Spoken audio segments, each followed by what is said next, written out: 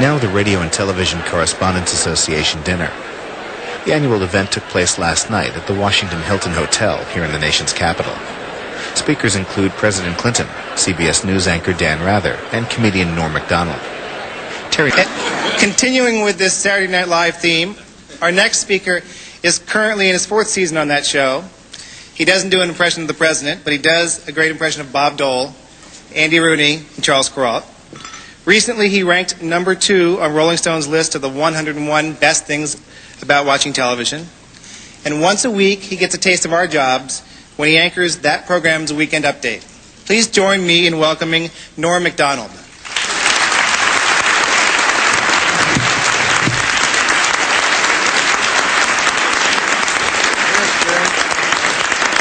All right.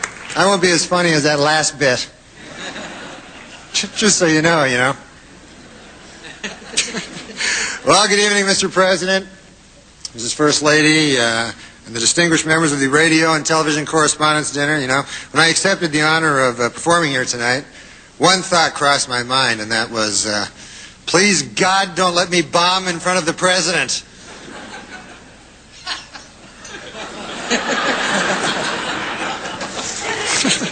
But I'm not worried. What the hell do I care?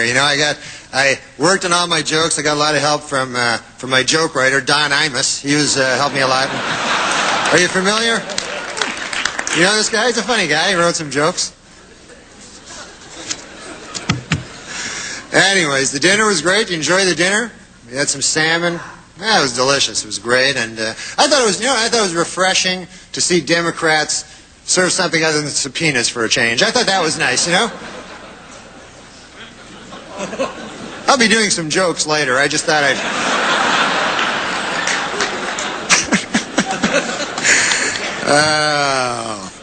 But it is rather daunting to me. I'm just a guy, What the hell am I?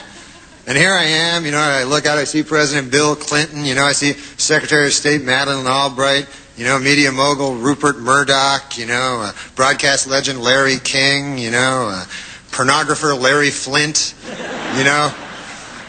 Dick Morris. The list is starting to drop off a little, folks, but still, you get the idea. It's daunting.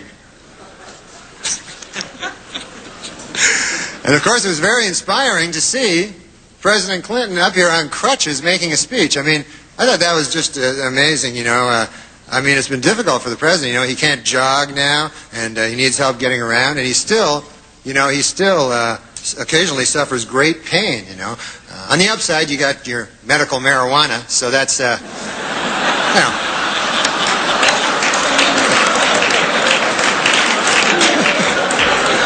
You must inhale, sir. It's the only way you're going to get better. But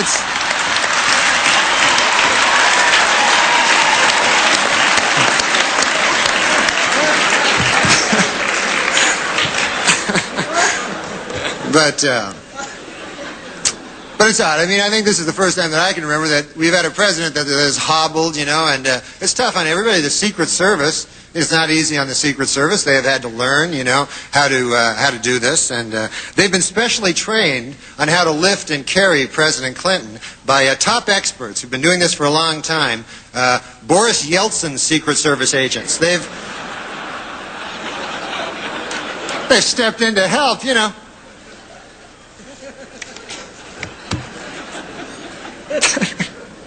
Anyways, excuse me, I'm sorry, folks. Larry Flint and Dick Morris are giving some sort of hand signals to each other over there. I don't know what the hell that's all about, but it's kind of hard to concentrate. Larry Flint is here tonight. But also present this evening, Madeleine Albright, the Secretary of State. Ms. Albright's been very busy, She just returned from Russia, where she... applied for her? Yeah, Madeleine Albright. She's been very busy. She just went to Russia, where she met with Boris Yeltsin, and they had some talk on NATO expansion. I guess they kind of had a tense meeting, When Ms. Albright came back out, she said, for this I traveled 5,000 miles to meet with some drunken Meshuggah?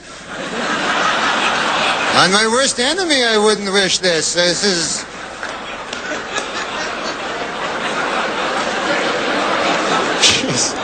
She's changed, you know? That's what I find. She's...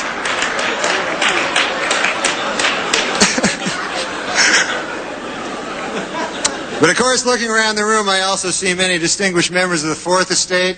I see Brian Gumbel is here, and he just signed a multi-year contract, of course, with CBS. And, you know, he took some time off to be with his family after the Today Show. But Bryant, in his heart, you know, is a newsman. And after a few weeks, he realized, you know, that he missed the excitement and thrill that you can only get by making millions and millions of dollars. So...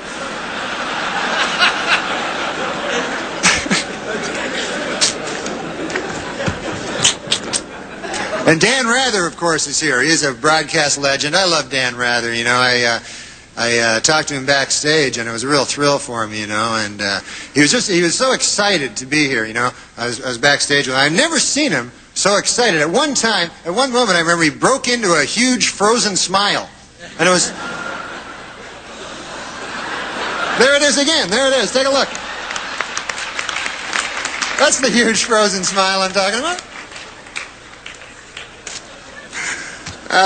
We got a lot of power here, a lot of juice. Mr. Rule Arledge is here, of course, the chairman of ABC News, you know, and a lot of crazy stories coming out of that division, you know. You know, stories about this person sleeping with that person and all that, you know. Scandal after scandal. If you heard the latest, I heard this just the other day. There's a rumor that last week, a certain, I don't want to say who it is, a certain gentleman in ABC News, he went to a party and he got really drunk and he ended up having sex with his own wife. I don't know how these rumors get started, but, you know, it's probably just a vicious rumor, really, you know. But as Mr. Arledge knows, of course, TV has become a very tough game. You got to stay competitive, you know. As we all know, ABC's Good Morning America is in a little turmoil, you know, a little trouble, a little rating trouble. And they're considering a lot of ways now, you know, to boost the ratings. And I don't know, I think they're getting a little desperate. I heard that next week Charles Gibson will announce he's a lesbian. I mean, is that going to help anything? Nobody wants to hear that.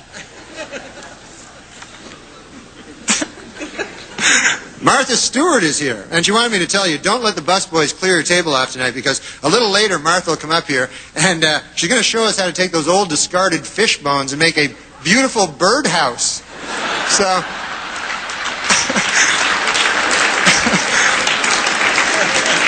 That's nice.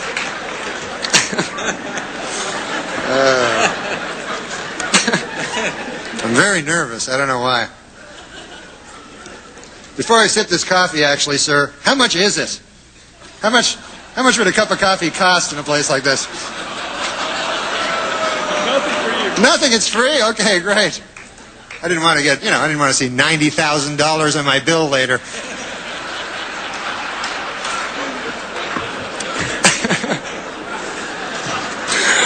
I'm sorry. And of course, there are some important Washington figures who couldn't be here tonight. Vice President Al Gore is not here. Unfortunately, he broke down and they had to leave him in the shop overnight. But they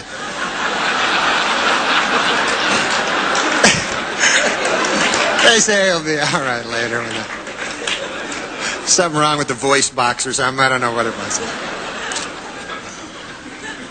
House Speaker Newt Gingrich is not here. A little while back, of course, everybody knows that Newt pushed through a lot of budget cuts in the arts, particularly in PBS, and the effects are being felt now. I can see it, even as a layman, just watching. The other day I watched that show, the Frugal Gourmet.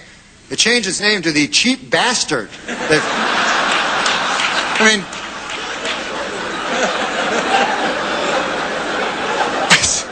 It's crazy. And Senator Ted Kennedy couldn't be here. There's a lot of jokes about Ted Kennedy, but I recently watched an interview. It was very touching. Ted was talking about, or Mr. Kennedy. What the hell am I calling him Ted for? Senator Kennedy was talking about how he proposed to his lovely wife Vicki Reggie, and it was very touching. It was a different side of Ted Kennedy that you don't see. He was very old-fashioned or romantic. When he made the proposal, it was very nice. He got up on one knee and he it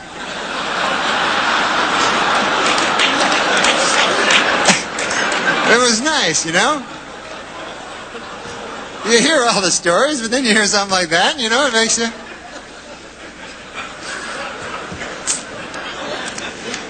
I'm starting to relax now, you know. I think I'm relaxing a little. And that's not just the booze talking. I think I really am relaxing. It's the Xanax, the Prozac, and the booze talking. But, no, I'm a little nervous, you know. I mean, who the hell am I? But,